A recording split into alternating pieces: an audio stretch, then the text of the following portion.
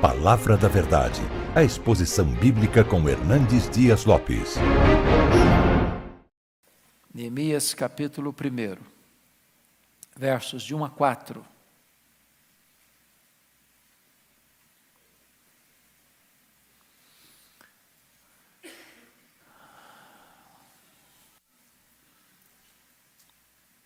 Neemias capítulo 1, versos de 1 a 4.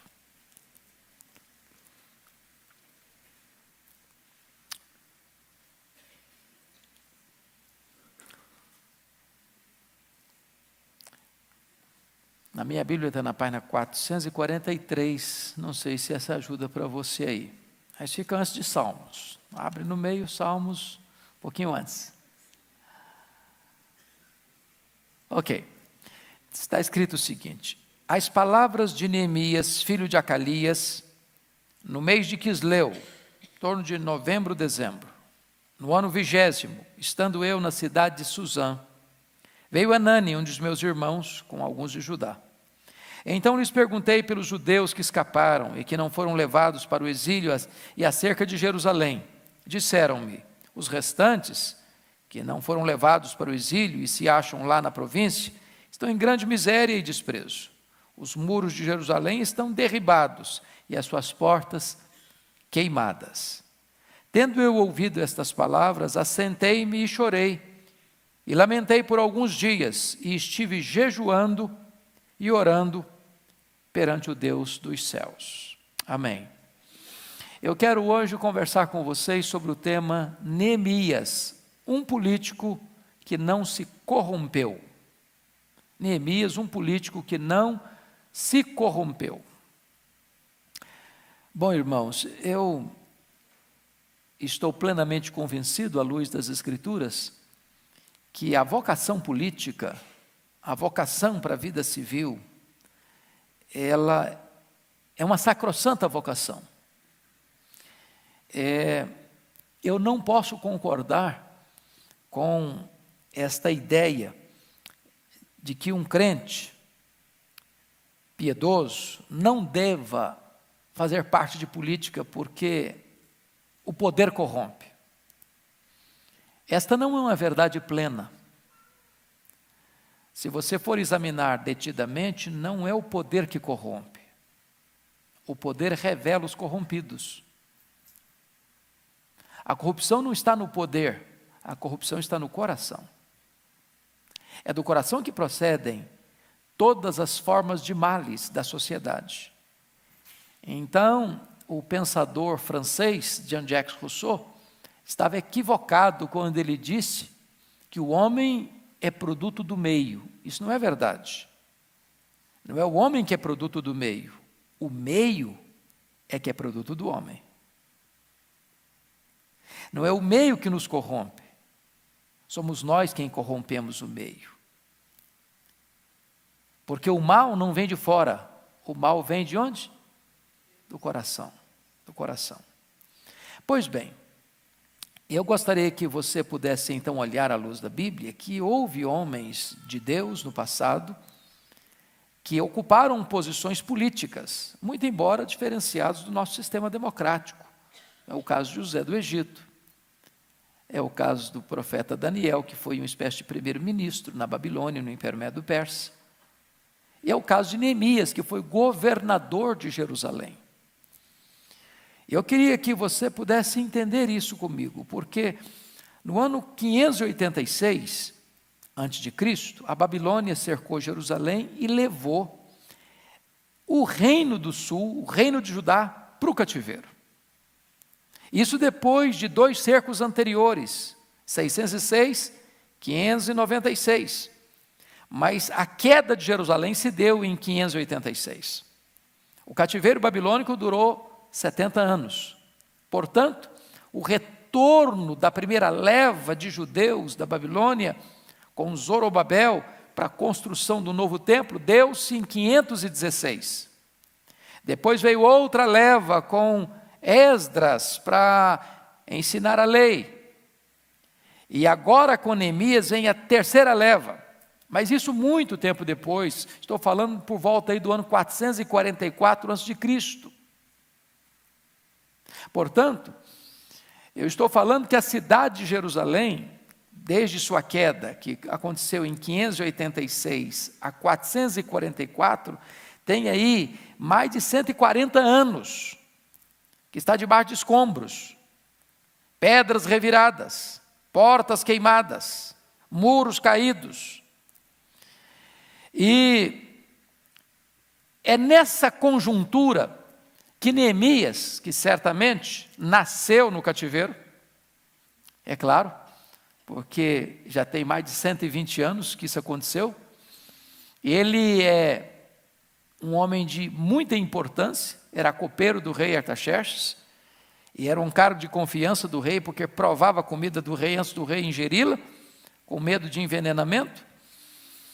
Quando ele, na cidadela de Suzã, recebe a visita de Anani, seu irmão, e ele tem o cuidado de perguntar para Anani: e aí, como é que está a nossa cidade lá, a cidade de Jerusalém? E os nossos irmãos lá que não foram levados para o cativeiro, como é que é a situação deles lá, que ficaram?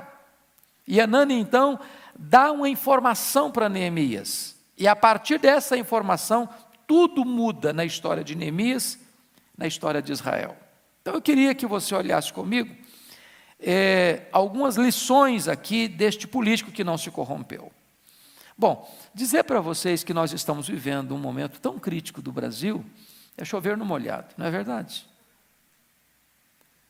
Eu fico com o coração apertado, que eu amo política, acompanho a vida política da nossa nação, e o meu coração às vezes aperta, porque você parece que não está quase encontrando mais as exceções, as ilhas de integridade, neste mar de corrupção.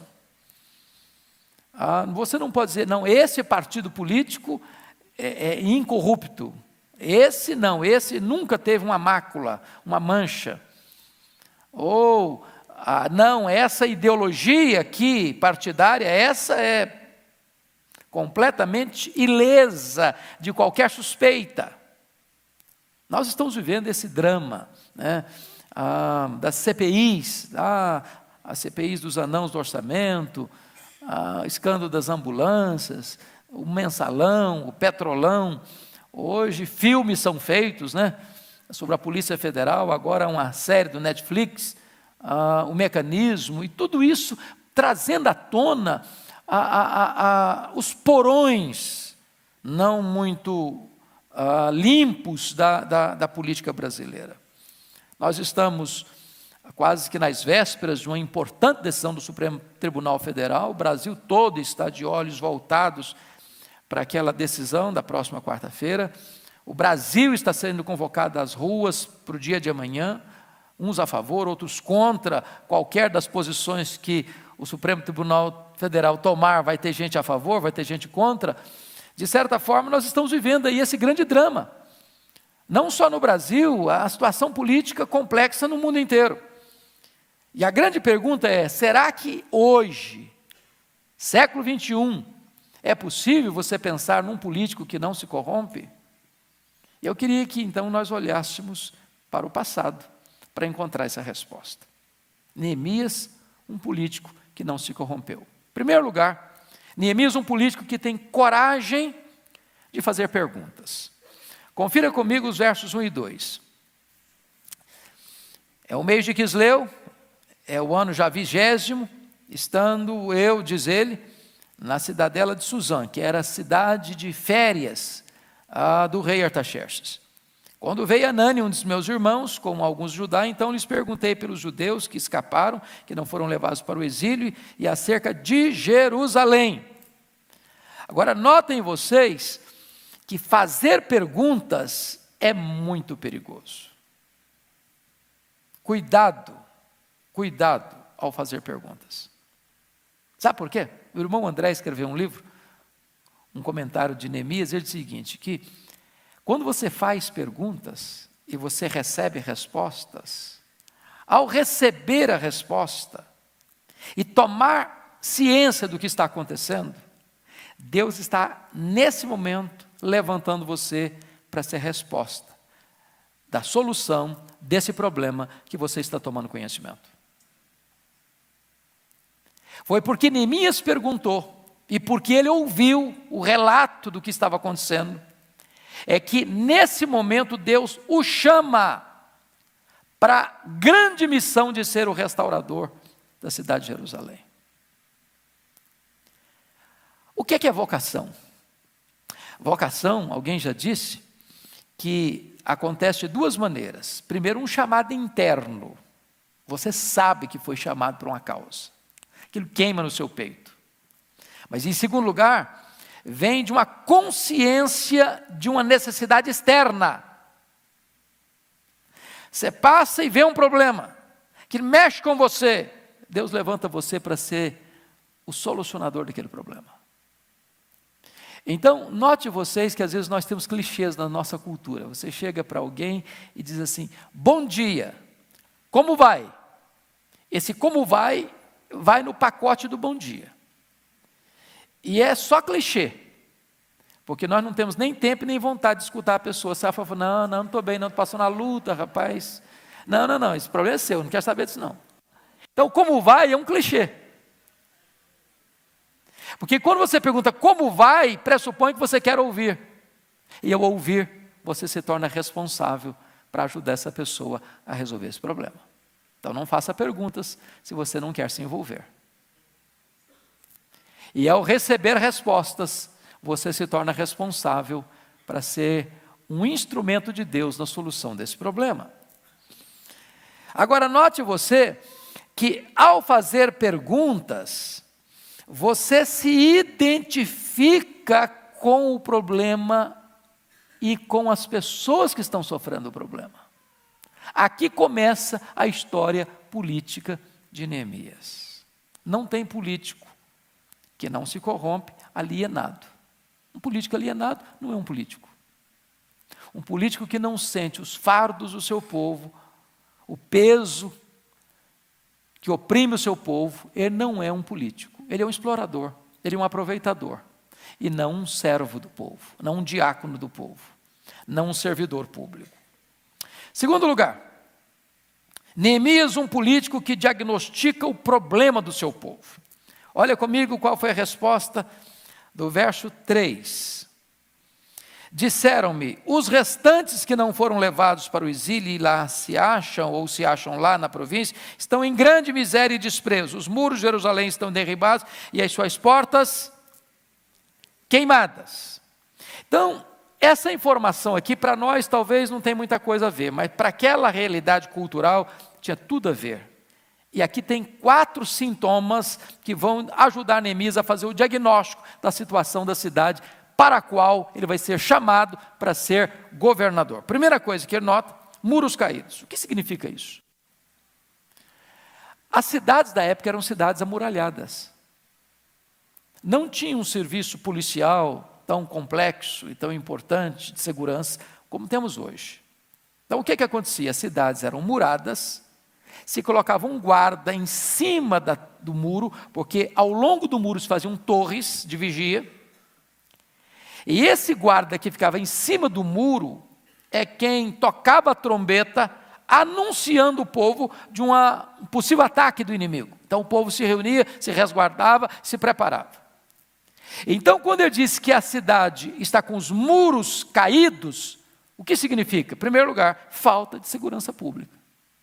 A cidade está desguarnecida. A cidade está vulnerável. A cidade está exposta a ataques e a violência. Agora, pensem comigo num quesito assim de prioridade, qual a maior preocupação do brasileiro? Não vou nem falar do estado do Rio de Janeiro, não.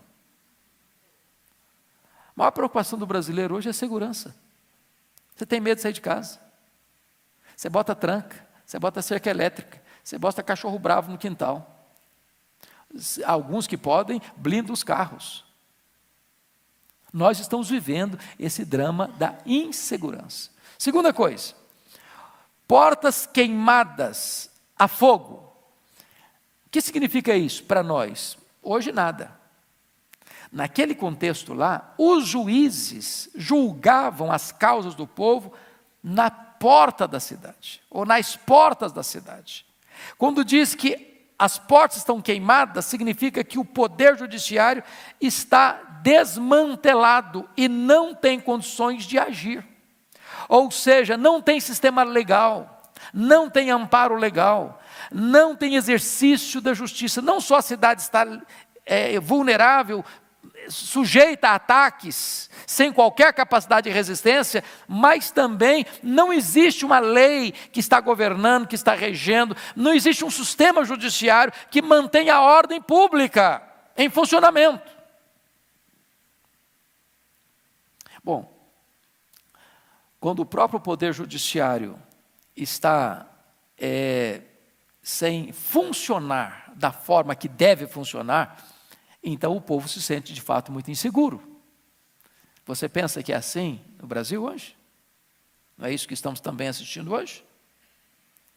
Onde às vezes aquelas instâncias mais altas é que geram mais tensões no povo brasileiro?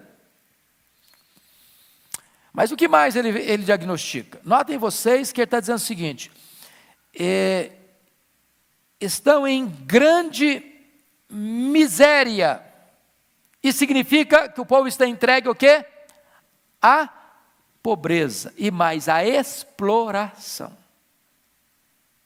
Não só pobre, mas explorado. Por que você sabe que é explorado? Porque quando você lê o livro todo, você vai ver que além do povo ser um povo dominado por um império estrangeiro, eles estão cercados de inimigos que não têm qualquer interesse na restauração deles, que aproveita as vulnerabilidades e fraquezas deles para explorá-lo e oprimi-los ainda mais. Mas há uma informação aí mais grave. Eles estão em grande miséria, mas o quê? Desprezo. Meus irmãos, desprezo é pior do que miséria. Desprezo significa o seguinte: você está como você está e ninguém se importa com isso. E ninguém dá a mínima para aquilo que você está vivendo. Você está entregue à desdita, à sua própria sorte. Ninguém se interessa por você.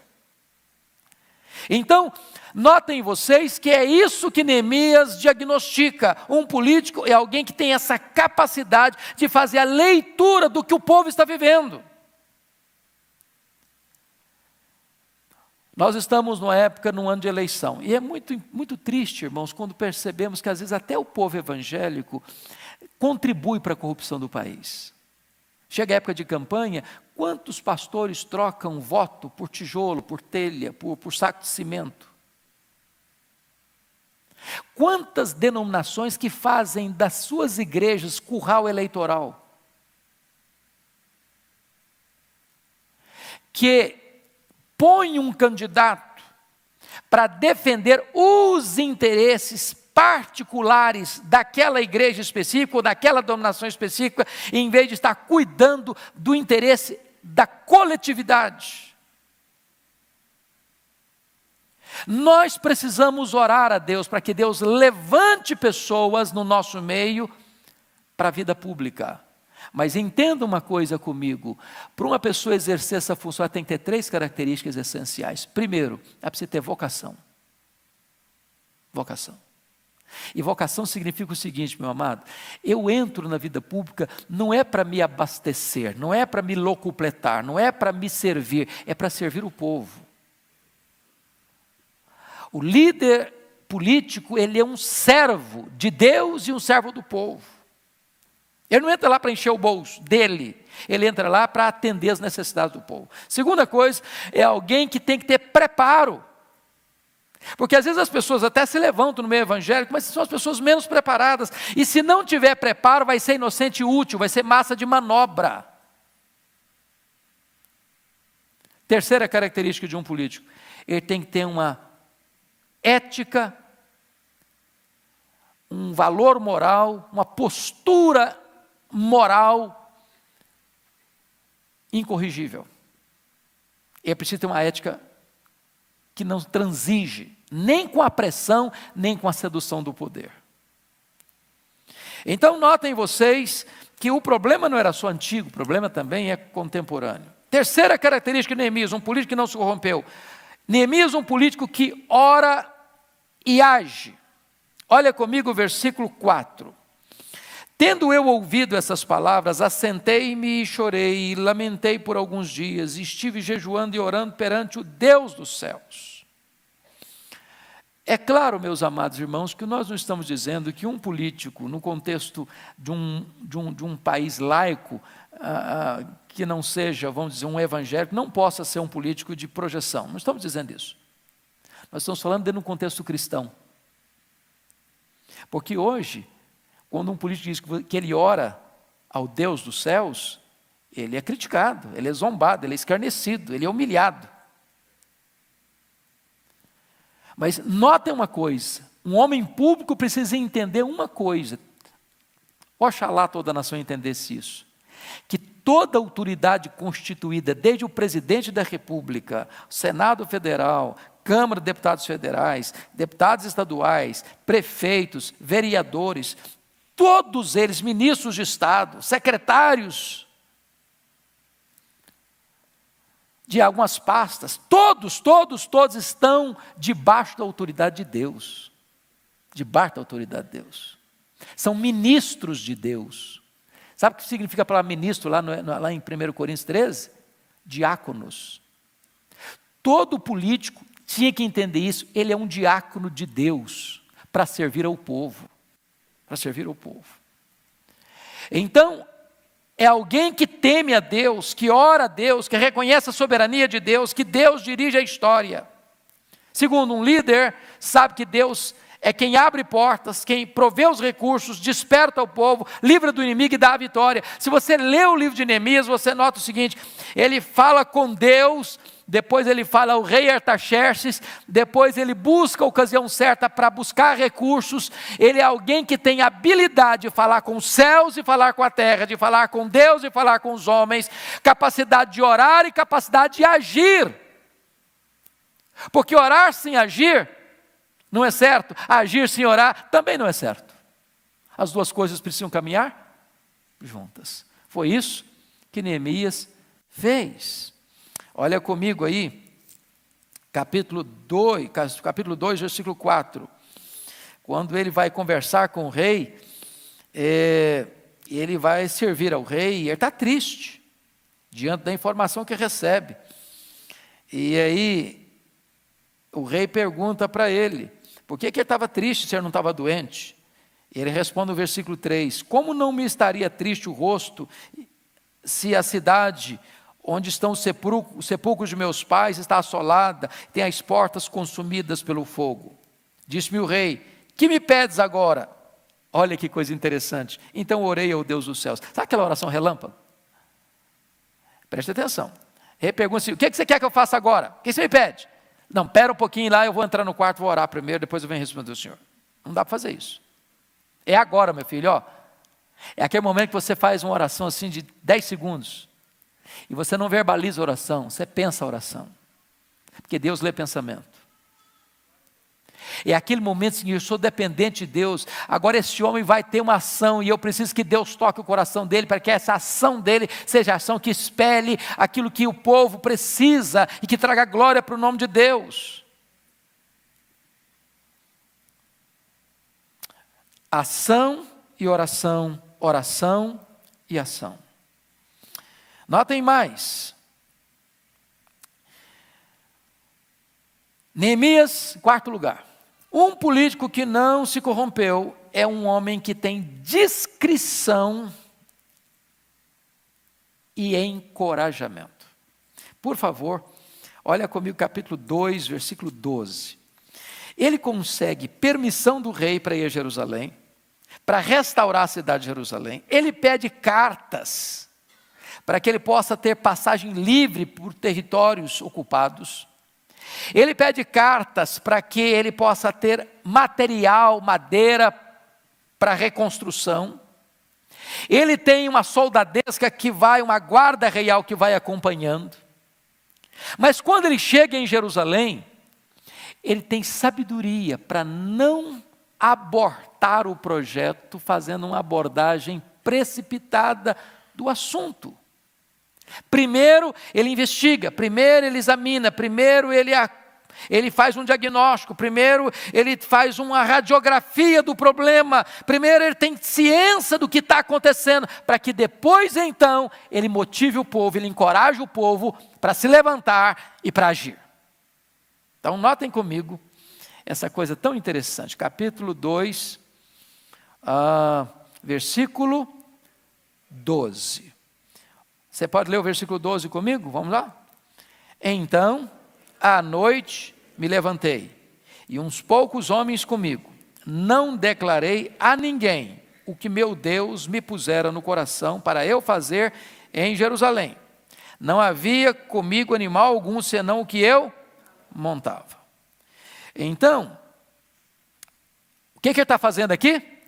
Um diagnóstico. Ele investiga a situação. Depois de investigar uma situação, o que ele faz? Ele traça uma estratégia. Estratégia. Só depois que ele tem na mão o mapa da solução, é que ele vai comunicar isso ao povo e vai conclamar o povo para a ação. Olha comigo os versículos 17 e 18. Vamos lá? Então lhes disse: estáis vendo a miséria em que estamos, Jerusalém assolada e as suas portas queimadas. Vinde, pois, reedifiquemos os muros de Jerusalém e deixemos de ser opróbrio.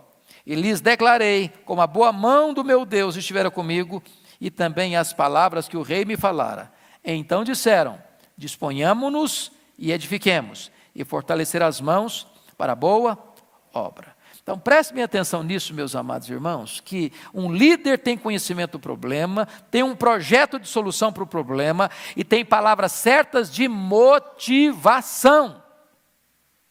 Motivação. Motivação. Se vocês tiverem uma hora a paciência e a disposição de coração de lerem atentamente o capítulo 3, que é um texto, parece assim, árido, seco, um monte de nome, você às vezes fala: meu Deus, o que é isso? É uma das obras mais fenomenais de administração pública que eu já encontrei na Bíblia, capítulo 3. Há aqui, meus irmãos, 4 princípios de gestão. Primeiro, coordenação. Segundo, cooperação. Terceiro, aprovação. Quarto, comunicação. Se vocês olharem o capítulo 3, está todo mundo com a Bíblia aberta aí, Neemias? Veja aí, por favor. Eu não posso ter tanto tempo hoje aqui, porque isso aqui é assunto para alguma série de estudos e eu estou hoje condensando num só. Vocês verão, até o versículo de número 15, uma expressão que se repete muito: junto a ele, ao seu lado, junto destes, ao seu lado, junto deles, junto a estes, ao seu lado, lado a lado, lado a lado, lado a lado, junto desse ao seu lado, junto desse ao seu lado. O que ele está fazendo? Ele botou todo mundo para trabalhar, todo mundo, do sacerdote ao ourives, das pessoas que tinham a mão fina, que viviam no escritório com ar-condicionado, que não tinha na época, até as pessoas que trabalhavam lá com trabalho pesado, todo mundo, ele inclusive. Mas o que ele fez? Olha que coisa interessante. Ele botou cada pessoa trabalhando perto da sua casa.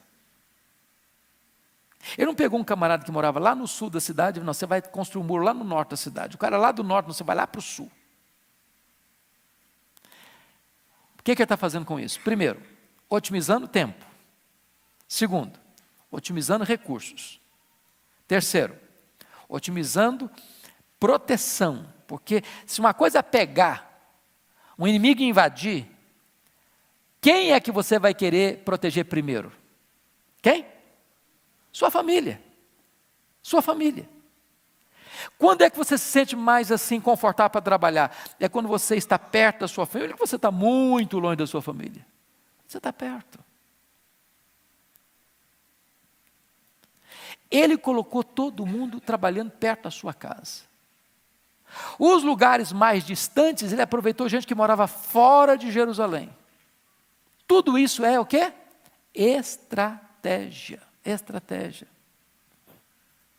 Não deixou ninguém de fora. Cooperação.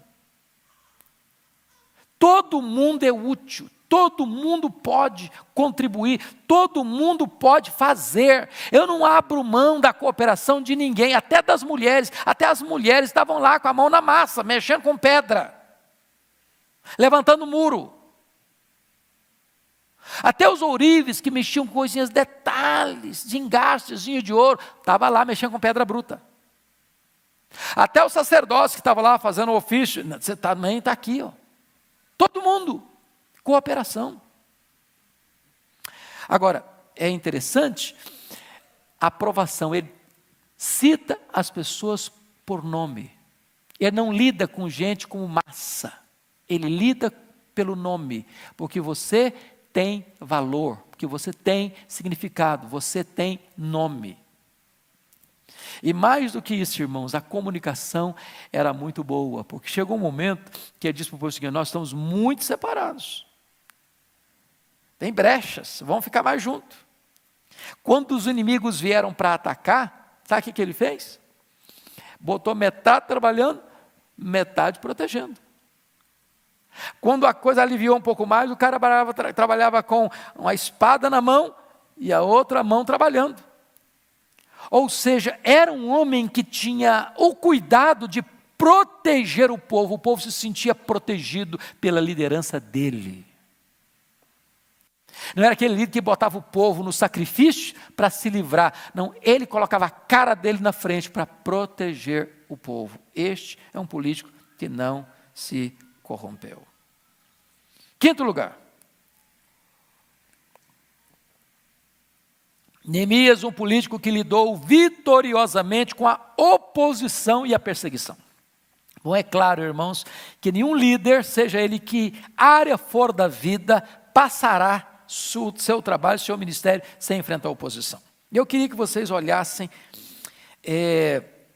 6 tipos de oposição que Neemias enfrentou. Primeiro, ira.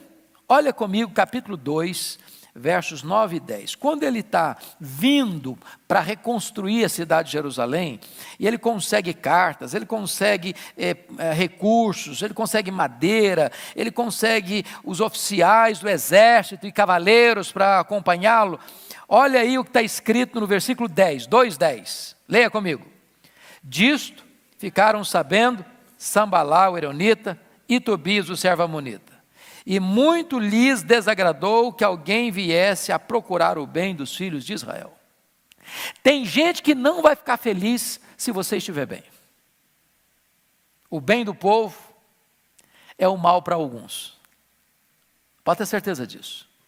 A crise sempre vai interessar a algumas pessoas. A miséria do povo sempre vai abastecer alguns interesses subalternos. Podem ter certeza disso. Olha mais ainda comigo, capítulo 4, versículo 1. Tendo Sambalá ouvido que edificávamos o muro, ardeu em ira e se indignou e escarneceu dos judeus. Então preste atenção que quando você está restaurando a nação, quando você está trabalhando para que a nação seja reerguida, levantada e reestruturada, alguém vai ficar muito irado com isso, porque não vai poder se aproveitar para se abastecer, para se locupletar. Segundo tipo de oposição que Neemias enfrenta, desprezo. Olha comigo 2:19. 2:19. Quando ele conclama o povo a se dispor e edificar e fortalecer as mãos para a boa obra, olha o que está escrito no 2:19. Porém, Sambalá o Eronita e Tobias, o servo amonita, e Gesem o arábio, quando souberam, zombaram de nós e nos desprezaram. E disseram: que é isso que fazeis? Quereis rebelar-vos contra o rei? Meus irmãos, a zombaria é um negócio complicado. Você está fazendo a coisa certa, com a motivação certa, e as pessoas estão zombando de você, fazendo o quê? Criticando e julgando as suas motivações. O crítico tem síndrome de Deus. O crítico, ele não julga só as suas ações, ele julga as suas intenções, porque só Deus conhece o coração, mas o crítico acha que conhece também. Então ele vai dizer para você que está fazendo a coisa certa, com a motivação certa, que a sua motivação não é boa, que você está, na verdade, conspirando. Neemias tem que enfrentar isso. Olha aí o capítulo 4, versículo 2 e 3. Então falou na presença de seus irmãos e do exército de Samaria e disse, quem está falando isso é o Sambalá. Que fazem esses fracos judeus? Permitir-se-lhes a isso? Sacrificarão? Darão cabo da obra num só dia? Renascerão a casa dos montões de pó, as pedras que foram queimadas? Estava com ele Tobias o amonita, e disse, ainda que edifiquem, vindo uma raposa, derribará o seu muro de pedra. Você percebe que isso é uma palavra de quê? Desprezo. Isso é um povinho.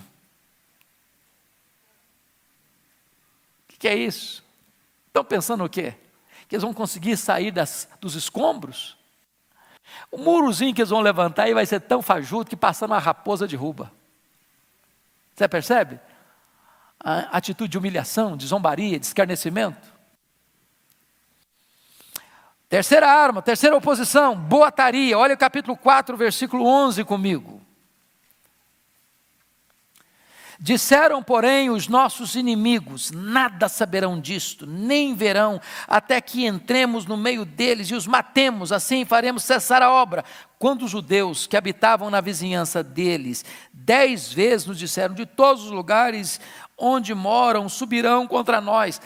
Você percebe o que está acontecendo aqui?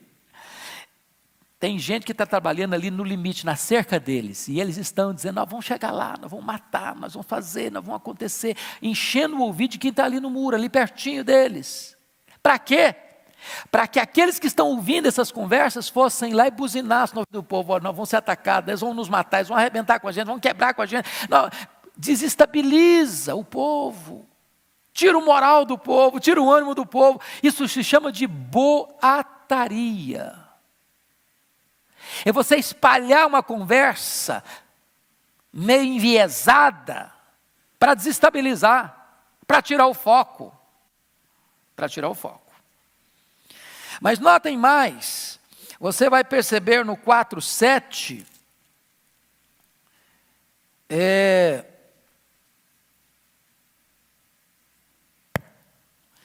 que é a questão da ameaça, 4, 7 e 8. Pode ler o 4, 7 e 8 comigo? Vamos lá? Mas ouvindo Sambalá e Tobias, os arábios, os amonitas e os asdoditas, que a reparação dos muros de Jerusalém iam avante, e que já se começava a fechar-lhe as brechas, ficaram sobremodo irados. Ajuntaram-se todos de comum acordo para virem atacar Jerusalém e suscitar a confusão ali. Então, o primeiro cara critica você para ver se você desanima. Mas você não desanima e continua fazendo, fala, agora nós vamos atacar.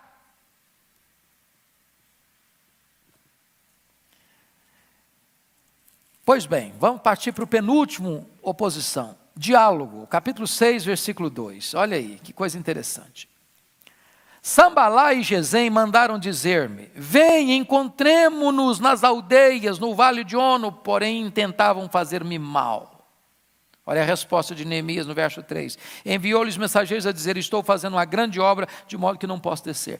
O inimigo nunca é tão perigoso quando ele chama você para sentar à mesa. Para um acordo. Para uma conversa informal. Tudo se resolve ao redor de uma mesa. Aí tudo vira pizza. Cuidado quando o inimigo chama para dialogar. Mas o último ataque, irmãos, é o mais sutil de todos. Capítulo 6, versículos 10 a 12. Quando perceberam que Neemias não se dava ao luxo de conversar com eles, eles tentaram uma ameaça de traição religiosa. Verso 10, 6, 10. Tendo eu ido à casa de Semaías, filho de Delaías, filho de Meetabel, que estava encerrado, disse ele: vamos juntamente à casa de Deus, ao meio do templo, e fechemos as portas do templo, porque virão matar-te, aliás, de noite, virão matar-te. Porém eu disse: homem como eu fugiria? E quem há como eu que entre no templo para que viva? De maneira nenhuma entrarei. Eles estão aqui armando uma traição, uma trama, para empurrar Neemias para dentro do templo, e ele não era sacerdote, ali não era o lugar de se esconder. Se ele fosse lá se esconder, eles tinham de que acusá-lo depois. Então o inimigo, ele tenta levar você para o seu território espiritual, para destruir você lá dentro do seu próprio território. Tudo isso esse líder enfrentou. Se você perceber como é que ele enfrentou, tudo com oração.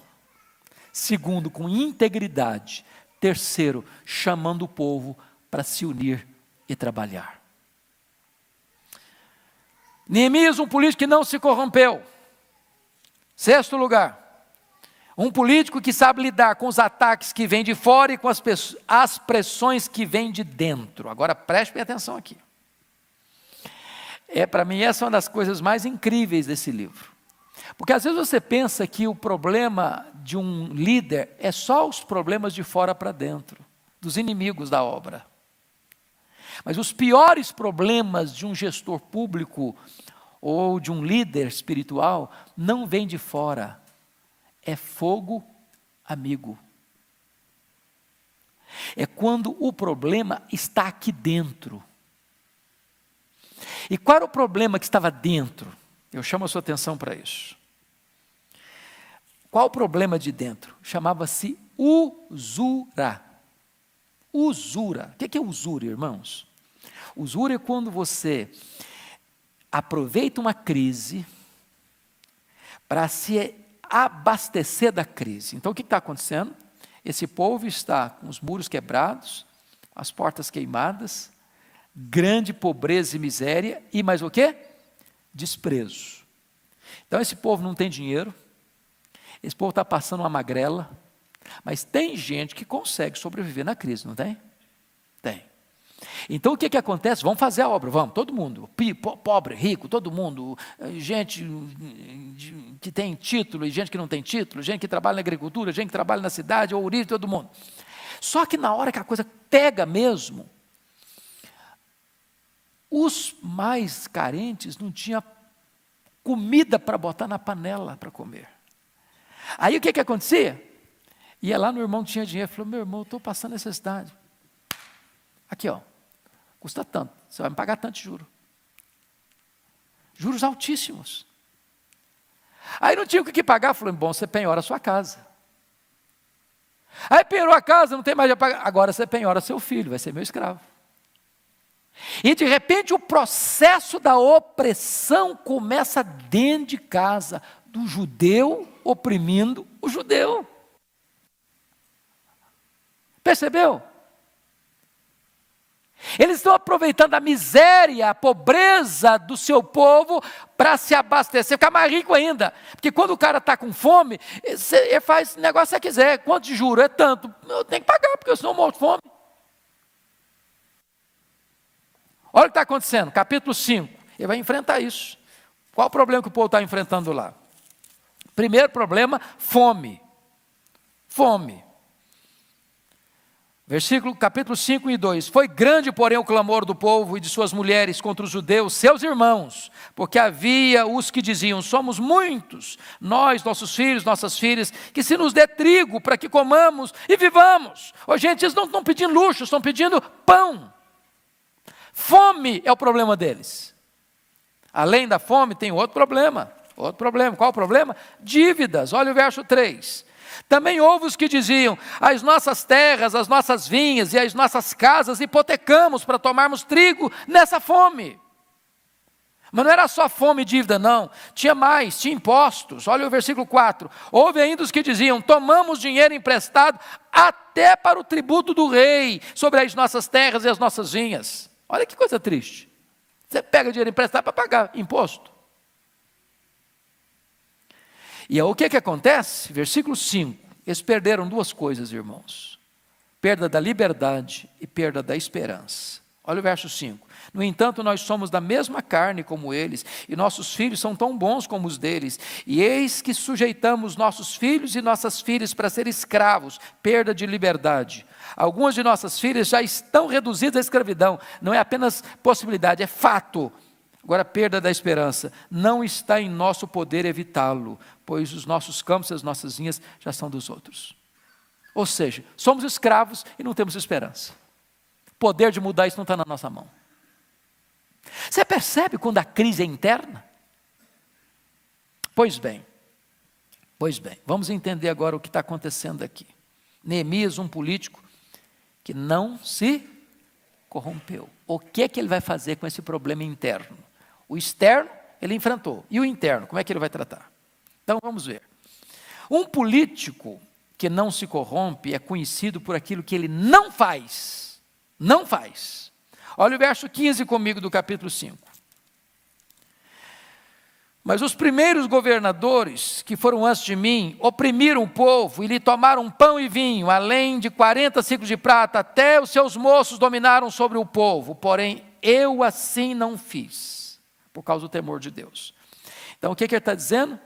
Ele não segue o caminho dos políticos oportunistas que viveram antes dele.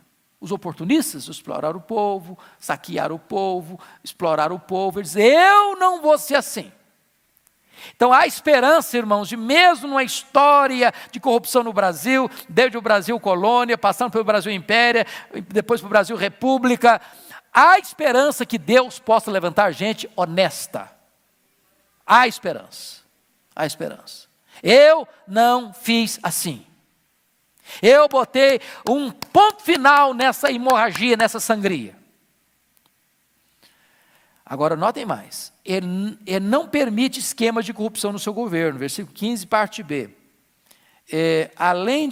Até os seus moços dominavam sobre o seu povo, ou seja, não apenas quem está governando oprimia, mas os seus escalões, nomeados, primeiro escalão, segundo escalão, terceiro escalão, estava também pronto para saquear o povo. Eu não fiz e não permito que os meus moços façam. Eu não faço e não permito que quem eu constituo no meu governo também contribua por esse processo de corrupção. Olha o versículo 16. Ele não aproveita a miséria alheia para se enriquecer. Olha o verso 16. Antes também na obra deste muro fiz reparação e terra nenhuma compramos. Sabe o que ele está dizendo? Terra nenhuma compramos? Eu não aproveitei o sufoco do camarada, a magrela que ele estava passando, o desespero que ele estava passando, precisando comprar pão e comprar a terra dele na hora do desespero dele. Eu não fiz isso. Eu não aproveitei a miséria do outro para oprimi-lo, para aproveitar da miséria dele. Esse é um líder que não se corrompe. Será que nós temos esse tipo de gente? Eu dá vontade de votar no Neemias, não dá não? Hã? Eu estou começando com vontade de lançar esse cara como candidato. Agora, vamos ver o que ele faz. O que ele faz? Primeira coisa, irmãos, isso é maravilhoso. Ele aproveita uma hora de crise e faz dela uma hora de oportunidade. Versículos 13 e 14. Olha que coisa interessante. Primeiro vamos dar uma olhadinha o que ele vai fazer. Capítulo 5, versículo 8, ele chama atenção, porque o versículo 6, aliás, 5, 6, ele diz, ouvindo, pois, eu o seu clamor, o clamor do povo, e estas palavras, muito me aborreci. Tem hora que um líder precisa ficar com raiva. Tem ira santa, sabia? O cara não pode ser pastel demais, não. Cara, pastel demais não serve. O cara tem que ter sangue nas veias. Me aborreci com esse negócio. E é o que ele faz no versículo 7. Repreendi os nobres e os magistrados. E diz para eles, sois usurários, cada um para com o seu irmão. E convoquei contra eles um grande... Não convocou a favor deles, não, contra eles. Vão chamar um ajuntamento aqui, contra esses caras. Que estão aproveitando a miséria do povo para explorá-lo ainda mais. Aí o que ele fez mais? Olha aí. Versículo 11. Restituí-lhes hoje, não é daqui a um mês, depois que fizer uma análise melhor, não. Hoje, restituí-vos hoje, vos peço, as suas terras, as suas vinhas, os seus olivais, as suas casas, como também o 100º do dinheiro, do trigo, do vinho, do azeite, que exigis deles, para com essa exploração, para com essa usura, para com essa exploração. Ele está puxando o tapete desses líderes corruptos, que se enriquecem com a miséria do povo. Qual o resultado disso? Versículo 12. Então responderam-lhe: restituir-lhes-emos e nada lhes pediremos. Agora, é claro que você pode ver aí uma ação de Deus. Porque rico corrupto devolver para o povo e não exigir mais nada, só Deus faz isso. Só Deus toca o coração. Agora, sabe o que eu acho maravilhoso? Versículo 13. Irmãos, depois que ele convoca este ajuntamento contra esses usurários, diz que o resultado disso, olha versículo 13, parte B. E toda a congregação respondeu: amém, e louvaram o Senhor, e o povo fez segundo a sua promessa. Trouxeram para ele um baita de um problema. Nosso povo está com fome, nosso povo está endividado, nosso povo está oprimido por impostos, nosso povo está escravizado, nosso povo perdeu o ânimo, nosso povo perdeu a esperança, e esse líder transforma esse cenário de opressão num lugar de adoração a Deus. Eles começaram a louvar ao Senhor. Bendito seja Deus. A influência de um líder, Mas eu pergunto a vocês, o que faz de um homem político um homem que não se corrompe? Qual o vetor que move esse homem? Bendito seja Deus. Tem duas coisas que movem esse homem. Primeira coisa que move esse homem, versículo 15, 5:15, olha aí, por favor. Mas os primeiros governadores que foram antes de mim, e eu vou terminar aqui, irmãos, oprimiram o povo, e lhe tomaram pão e vinho, além de 40 ciclos de prata, até os seus moços dominavam sobre eles. Porém, eu assim não fiz por causa de quê? Por causa do temor de Deus. Não é cultura, irmãos. Nosso amigo, pai do positivismo, Augusto Conte, estava errado. O problema da humanidade não é só educação. Eu não posso, de jeito nenhum, dizer que falta educação no Congresso Nacional. Entre os ministros de Estado. Entre os que estão no comando político dessa nação. O que falta é o quê? Temor de Deus. Temor de Deus. O grande freio moral na vida de um homem, na vida de uma nação, chama-se temor de Deus. Nós estamos às vésperas de uma eleição. Nós precisamos pedir a Deus, Deus levante homens e mulheres que tenham temor de Deus. Na hora de se envolverem com as falcatruas, com as negociatas de bastidores, para surrupiar o erário público, para oprimir a nação, o que dá um freio, o que puxa o freio de mão do cidadão é temor de Deus. Ninguém está vendo, Deus está vendo. A justiça não vai pegar, Deus está vendo. Mas lá na Suprema Corte vai dar um jeitinho, Deus está vendo. Deus está vendo, temor de Deus. Qual o segundo vetor que pode levar um homem a tomar essa decisão? Veja comigo, por favor, o versículo 18. 6:18. 5:18, digo. O que se preparava para cada dia eram bois, 6 ovelhas escolhidas também à minha custa, eram preparados aves de 10 em 10 dias, muito vinho de todas as espécies, nem por isso exigiu pão devido ao governador, porque a servidão deste povo era grande. Ele abre mão do seu salário, ele dá do seu próprio recurso para fazer as coisas, dá comida para o povo, por uma razão: compaixão do povo, temor de Deus e amor ao povo. Temor de Deus e amor ao povo. Esses foram os dois grandes vetores que moveram esse político, que não se corrompeu. Sabe o que aconteceu? Sabe o que aconteceu? Olha comigo capítulo 6, versículo 15. Eu acho isso maravilhoso. Vamos ler todos juntos? Acabou-se, pois, o muro aos 25 dias do mês de Elul, em 52 dias. Sabe quantos anos esses muros estavam lá? E todo mundo achou, não tem jeito? mais de 140 anos. Não tem jeito, não tem jeito. O povo é pobre, está entregue à pobreza, à miséria, ao desprezo. Tem embargo político, porque por causa da oposição o rei mandou parar tudo. Os inimigos estão à nossa volta, não tem jeito. Um líder tem uma visão, um líder tem uma ação, um líder tem uma motivação, um líder tem a capacidade de mobilização, um líder faz em 52 dias o que ninguém acreditou que pudesse ser feito em 142 anos. Se você ler o restante do livro, você vai ver que essa foi a reforma física. Depois uma segunda reforma que vai tão longe quanto esta e com muito mais amplitude, foi a reforma espiritual da nação. É hora de nós, como igreja, orarmos para que Deus levante homens e mulheres com vocação política, com preparo político e com a ética que não se renda à corrupção. Palavra da Verdade, a exposição bíblica com Hernandes Dias Lopes.